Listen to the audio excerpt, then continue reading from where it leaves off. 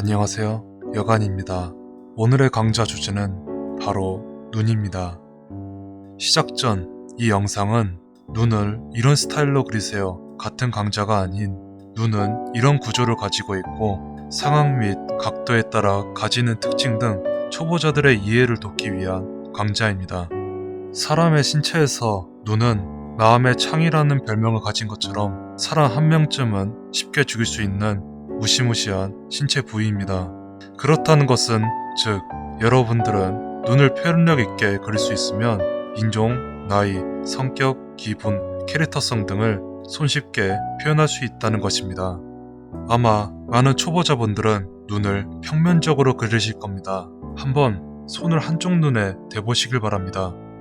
하라고 진짜 하네. 눈꺼풀에 덮여있지만 부채를 띄며 튀어나왔다는 것을 알 수 있습니다. 그래서 눈을 안구라고 부르는 것입니다. 그리고 광대뼈, 코, 눈썹뼈에 의해 각도에 따라 생판 다른 모습을 보이기도 합니다. 우선 많이 익숙한 정면입니다. 아마 정면은 각자 스타일대로 쉽게 그리실 겁니다. 여기서 약간 팁으로 정면 보는 것을 못 그리는 분들이 많은데 동공의 중심이 눈 중심에서 코 쪽으로 살짝 들어가게 그려야 정면을 보는 방향이며 러프를 그릴 때 간단하게 원이나 선 등으로 보는 방향을 미리 표시하면 쉽게 해결이 됩니다.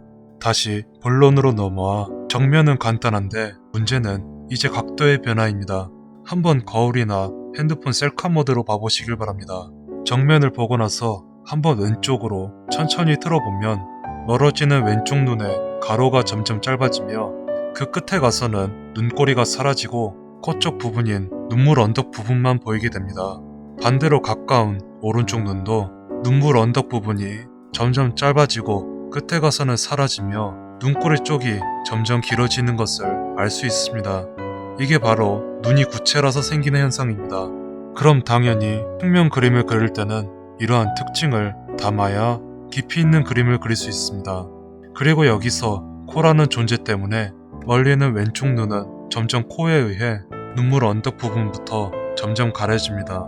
즉 정면에서는 똑같았던 눈의 모양이 좀만 옆으로 틀어졌는데도 크게 달라지는 걸 알 수 있습니다.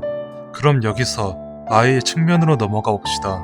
얼굴의 측면은 정면보다 얼굴의 실루엣이 잘 보이는 특징이 있습니다. 그러면서 눈의 구조들도 정확히 보이는데 이게 바로 측면에서의 눈의 구조인데 위, 아래 눈꺼풀과 안화가 눈의 실루엣을 나타내고 있습니다. 그에 따라 안화도 평소의 눈의 모양이 아닌 삼각형의 모양이 됩니다.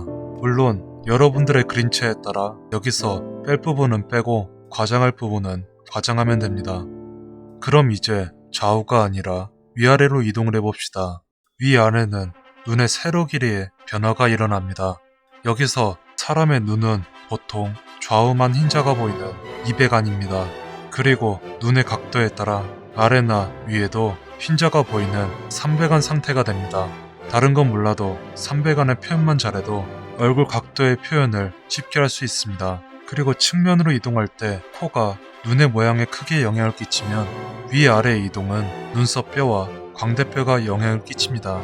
고개를 아래에 내리면 눈썹뼈의 간섭 및 눈의 각도에 따라 위 눈꺼풀 부분이 평평해지며 추가로 눈썹과 눈의 사이가 좁아집니다. 이제 고개를 위로 올리면 광대뼈의 간섭과 눈의 각도에 따라 아래 눈꺼풀이 평평해지며 반대로 눈썹과 눈 사이 폭이 멀어집니다. 지금까지의 내용을 요약하면 좌우로 이동 시 눈이 둥근 구조라는 걸 생각하며 좌우 눈의 가로 길이, 눈꺼풀의 모양, 눈썹의 모양과 코를 주의하고 위아래로 이동 시 좌우 눈의 세로 길이, 상배강의 방향, 눈썹뼈와 광대뼈, 눈썹을 주의하면 됩니다. 이를 바탕으로 여러분의 스타일대로 데포르메라 하시면 됩니다. 그리고 많은 분들이 동공을 그릴 때 보는 방향이 달라도 똑같은 원으로 그리시는 분들이 있는데 동공 또한 눈이 구체이므로 정면을 볼 때는 원일지라도 다른 데를 보면 점점 타원형이 됩니다. 물론 이미 정면을 봐도 타원형의 그림체라도 이를 표현해주면 더욱 좋습니다. 처음 말씀드린 것처럼 눈은 마음의 창이므로 눈매에 따라 성격을 알 수 있고 동공의 크기에 따라 상황을 알 수 있으며 동공이 사선을 가며 생각하는 표현을 좌우로 막 흔들리는 걸로 불안한 심리를 알 수 있습니다. 눈썹도 같이 하면 이러한 표현을 더욱 효과적으로 전할 수 있습니다. 이러한 풍부한 표정 표현은 만화가가 목표인 분들은 만화의 스토리와 상황의 몰입을 위해 많은 연습이 필요하며 일러스트레이터가 목표인 분들도 그림의 스토리와 몰입을 위해 공부를 해야 합니다. 마지막으로 이 세상에는 수많은 그림체가 있고 그에 따라 눈을 그리는 방법도 천차만별입니다. 이런 눈도 있고 이런 눈도 있고 이런 눈도 있습니다. 하지만 실제의 눈은 이런 식으로 생겼습니다. 즉 실체를 바탕으로 데포르메를 해서 눈의 특징을 죽이거나 살려서 각자의 스타일대로 그린 결과들입니다. 그리고 그 중에서 가장 많이 보이는 특징이 일본 애니메이션풍의 눈인데 눈이 엄청 크며 눈의 모양이 세로록인 특징을 가지고 있습니다. 이러한 그림체가 나타난 이유는 서구권의 동경도 있지만 눈과 동공이 커지면 예뻐 보이는 특징이 있으며 무엇보다 아까 말했던 캐릭터의 성격과 특징, 심리, 감정 등을 효과적으로 전달하기 위함입니다. 그 외에도 사람의 하관은 죽을 때까지 성장하므로 눈을 크게 함으로써 하관을 짧게 표현해 어려 보이는 효과가 있긴 합니다.